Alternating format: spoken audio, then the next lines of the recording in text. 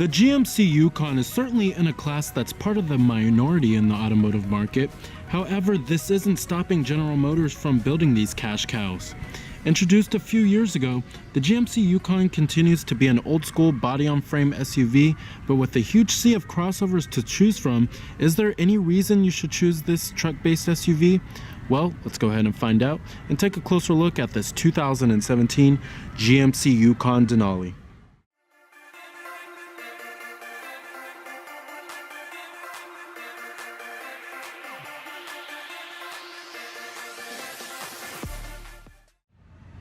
Now this is the fourth generation of GMC's big brawny Yukon, and it's been in this generation since the 2015 model year.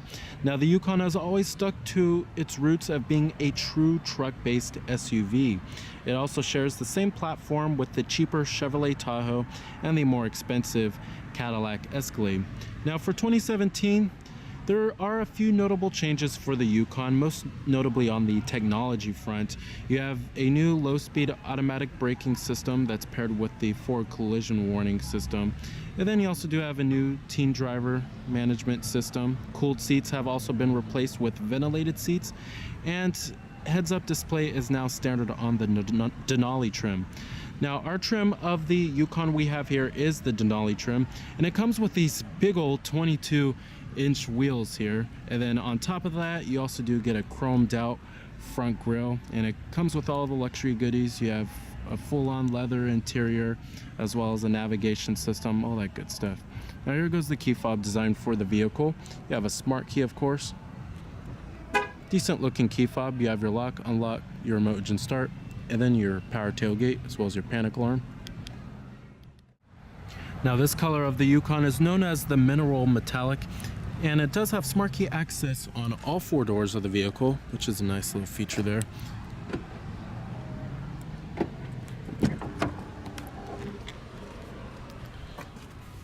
You will find a full-on black perforated leather interior. I love how the Denali logo is embroidered into the headrest here. And you have white contrast stitching. Power driver seat with power recline and power lumbar. Pretty typical there. Now I really do love the power deploying running boards that you get on the Yukon. Certainly helps out quite a lot when getting in and out of the Yukon, since it has a fairly high step-in height. Now stepping on inside of the Yukon's interior, it's beautifully designed, very lavish. You have this nice stitching on the dashboard and a nice wood grain interior trim. It just oozes quality inside of here. And like I said, this is the top of the line Denali trim, so it comes with all the luxuries and goodies. Now you do have push button ignition. Just put your foot on the brake and hit the button to start. And what you're hearing there is a 6.2 liter V8. You have a full leather wrap steering wheel. Coming to your transmission, you have a column mounted shifter with an 8-speed automatic transmission. And you have lower gear selection as well as a tow and haul mode. When you put the vehicle into reverse, this does display your rear view camera with guidance lines and trajectory. And we're gonna go ahead and turn on the headlights as well as the fog lights and the hazards. Let's go ahead and check out the exterior of the Yukon. All windows are fully automatic. Heated exterior mirrors, and you also do have blind spot detection. Now the Yukon remains one of the most profitable vehicles for General Motors. And the Yukon has always stuck to its roots of being a true truck-based SUV, while many other SUVs have turned to car-based platforms. You have LED daytime running lights with high-intensity discharge headlights, as well as LED turn signal indicators, halogen fogs, as well as front parking sensors.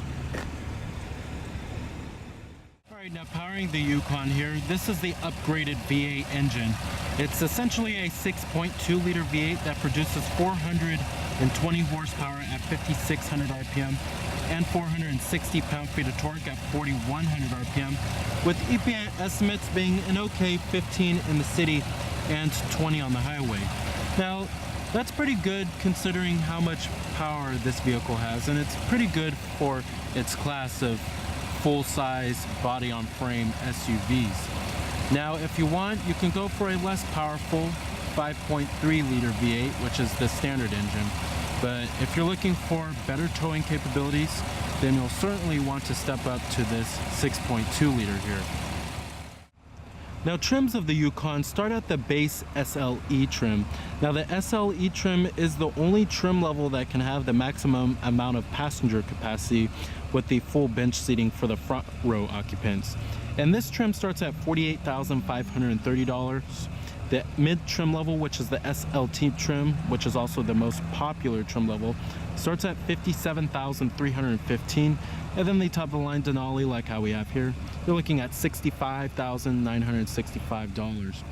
Now, the Yukon competes with vehicles in the full-size luxury SUV class as well as the full-size SUV class, depending on what trim you get. If you go for the top of the line Denali, then you're looking at vehicles in the full-size luxury SUV class, which includes the likes of the Infiniti QX56, the Toyota Land Cruiser, and the Lexus LX.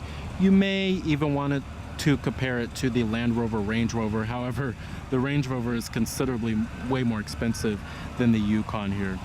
Now, if you go for the SLE and the SLT trim levels, you can compare it to vehicles like the Toyota Sequoia, the Ford Expedition, and the Nissan Armada.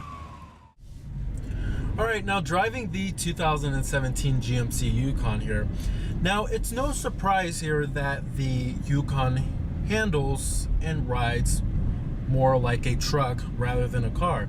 You know, crossovers are based off of car-based platforms, so, you know, they ride and handle more like a car rather than a truck. But the Yukon, since it's based off of a truck, it handles and rides like a truck, which is not necessarily a bad thing. I mean, some people are looking for that. They want those, you know, traditional like four-wheel drive capabilities with high ground clearance and all of that. Now, what I do like about the Yukon is that it does feel very big. You know, this vehicle is quite a big vehicle to drive. So, you know, you just feel like you are very confident on the road and you feel like you're towering over everyone. And I just love that feeling, you know. And a lot of crossovers don't have that feeling. It still has more of a feel like of a car rather than a truck. But the Yukon does deliver that truck-like feel of feeling like you're above everyone. So I really do like that. But that can be a bad thing for some people. If you live in the city or anything like that, it can be pretty hard to get into tight parking spaces, and some people don't want a huge vehicle to drive. Now, as far as the fuel efficiency goes, the fuel efficiency is good for the full-size SUV class. When you compare it to crossovers, however, it's a different story. Crossovers are considerably more fuel efficient than the Yukon here, depending on which crossover you get. Now, the 6.2 liter V8 provides lots of power here, and the 8-speed automatic transmission never hesitates to shift, really. It's a pretty refined transmission, and it doesn't jerk a whole lot, which is nice. But if you need that extra towing capability and that extra power, you'll want to step up to this 6.2 liter V8 here. And I just love how it rumbles and grumbles. It doesn't have none of that turbocharger stuff like how the Ford Expedition has. But this is a, you know, very traditional, you know, brawny V8 engine here, which I love.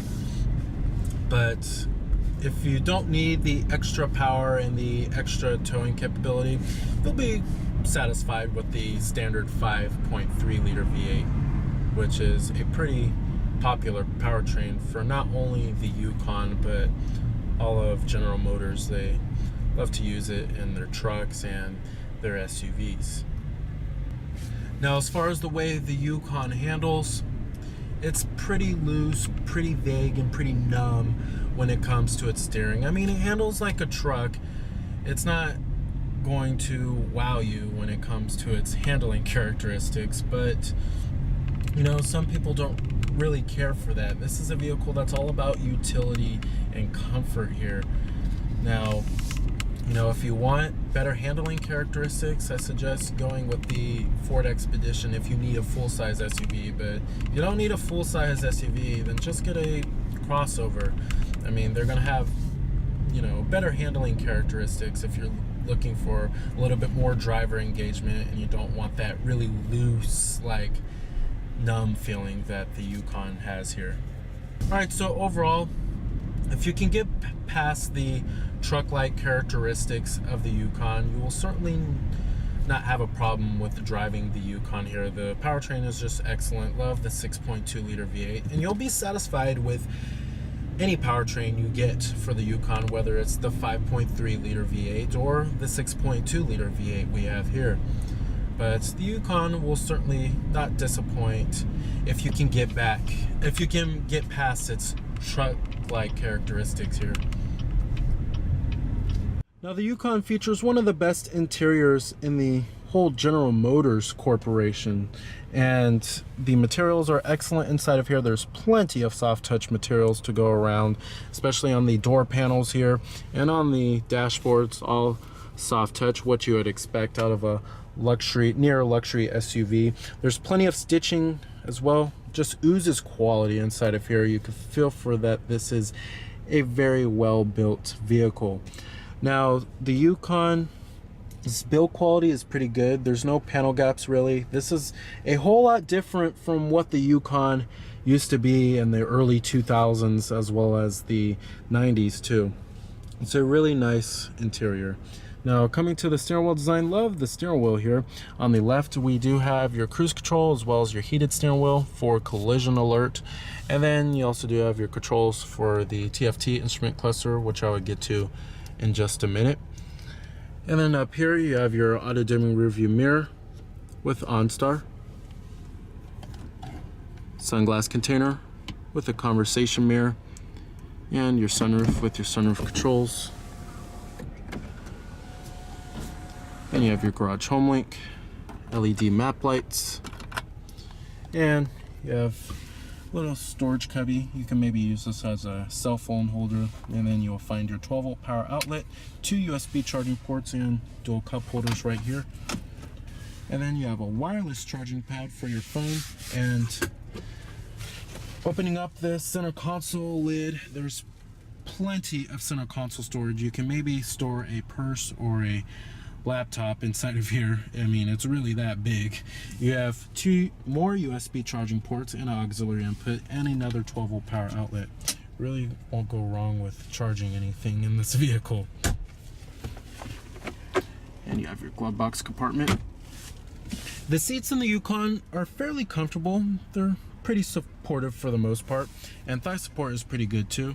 You'll find plenty of glass area all around when it comes to visibility, especially rearward visibility. There's plenty of glass area, and A-pillars are also fairly thin too, and it's nice that a rear view camera does come standard on every trim level of the Yukon. Now down here you'll also find your heated and ventilated front seats. And then we also do have your climate controls, dual zone automatic climate control, of course, and you have your different zones as well as your temperatures on the dials right here, as well as your front window defroster and rear window defroster. Now one thing that's changed about the Yukon's interior is that you now have this ice blue ambient lighting, and this is actually what you will find on Chevrolets, and it used to be red, and as you can see you have more of that ice blue around the gauge cluster too. But I'm not really sure why they got rid of the ice blue. Maybe they just didn't like it anymore. But anyways, coming to the head unit and the main infotainment system, this is the GMC IntelliLink system. We've seen this many times here before, and it's an excellent head unit. It's simple, easy to use, and very intuitive. Now coming to your different audio sources, does include all of the norm here: AM, FM, XM satellite radio, Bluetooth streaming audio, as well as your auxiliary input. And you also do have a direct tune feature. The touchscreen is very responsive. Coming to your phone, you can hook up your Bluetooth phone, have all of your contacts stored on here, view your voicemail, and have an integrated dial pad. And then we also do have your projection feature, which is for your Apple CarPlay and your Android Auto capability, and your navigation system. Navigation system, the graphics and the rendering are pretty good. Features live traffic, points of interest. You can enter in your destination by voice if you would like. What's pretty cool about this head unit is that you can flip it up like this. Really cool there. And it reveals a little storage compartment right here that also features a USB charging port down there, as you could see. Pretty cool. Alright, and then you also do have your settings, which there's many different settings that you could change here, from the time and the date, the language, your teen driver mode, Apple CarPlay, Android Auto, and your sound system settings. And then right here you also do have your live weather, shows you a 5-day forecast. You could change the location. And then you have your video, which is for your rear DVD entertainment system, which I'll get to in just a minute. And then you have your SMS text messaging function. Of course, you have to have a phone connected for that. And then your OnStar live traffic and your shop, which is for your apps. Overall, love the GMC IntelliLink system. Very intuitive, simple, and responsive. One of the best head units in the business.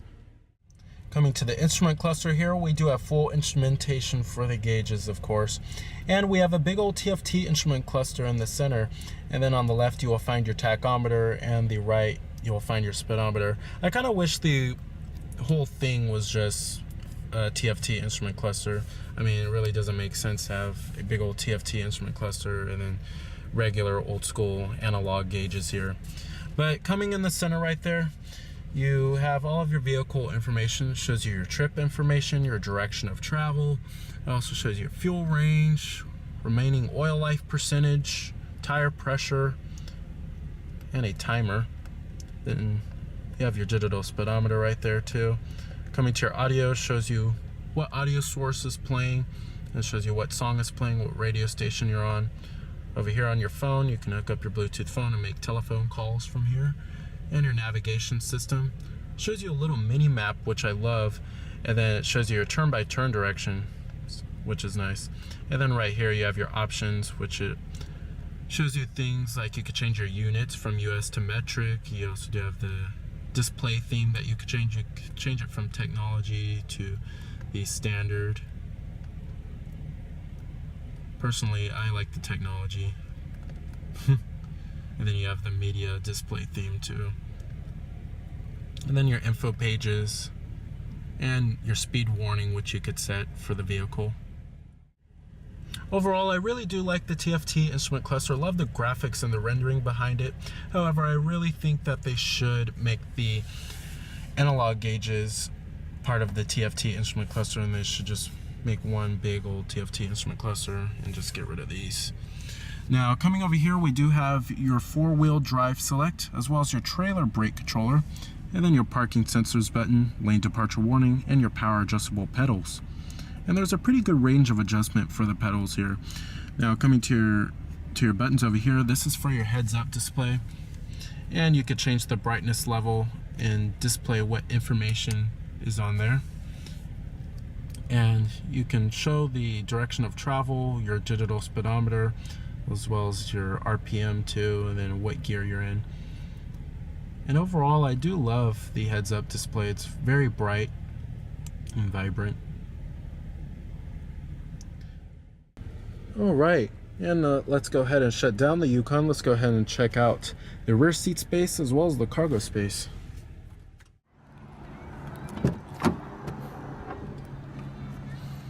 Materials and build quality do follow through in the rear, which is good. The second row seats, they do recline, and you have second row captain's chairs, but you can go for full bench seating back here, of course.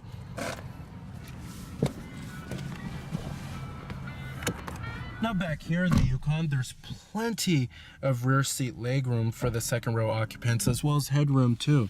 You also do have your rear seat DVD entertainment system, and it's been updated for 2017. You can now do a wireless display, or you can do HDMI, things like that. It's been updated for the inputs here. And you also do have your rear climate controls back here, 2 USB charging ports and a auxiliary input. And then you also do have heated rear seats and a house outlet, as well as a 12-volt power outlet. So plenty of charging ports, and you also do have a little cubby right there for storing things. And you have dual map pockets too. Rear air vents are also located up here, and I love these armrests. Very comfortable. It's a very comfortable experience back here in the Yukon. Certainly would take a long road trip in this vehicle here. One of the best vehicles for a long road trip. Let's get into the third row here. Now the third row is a little bit of a different story. I really don't like how my knees come all the way up like this. This is a little bit of a problem. And as you can see, the floor raises up. And that's due to the suspension setup for the Yukon. It doesn't have an independent rear suspension like the Ford Expedition. But you do have rear adjustable headrests back here and cup holders. If you're looking for more space for the third row occupants, up for the Yukon XL, or just get a slightly cheaper Chevrolet Suburban. But you do have your map lights back here, and they are LEDs, which is nice. All right. You have a power tailgate.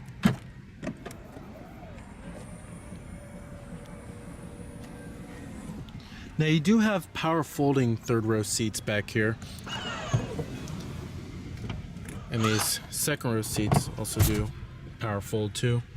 And when you fold all the seats down, makes for an okay amount of cargo space. But when you compare it to some other crossovers, it's either the same amount of space as some other crossovers, and some other crossovers do offer a little bit more cargo space than the Yukon here. But if you're looking for the most cargo space, just get the Yukon XL. Now, one problem with General Motors full-size SUVs is that the load floor height is really high, which can make it a little bit of a problem getting items inside of here.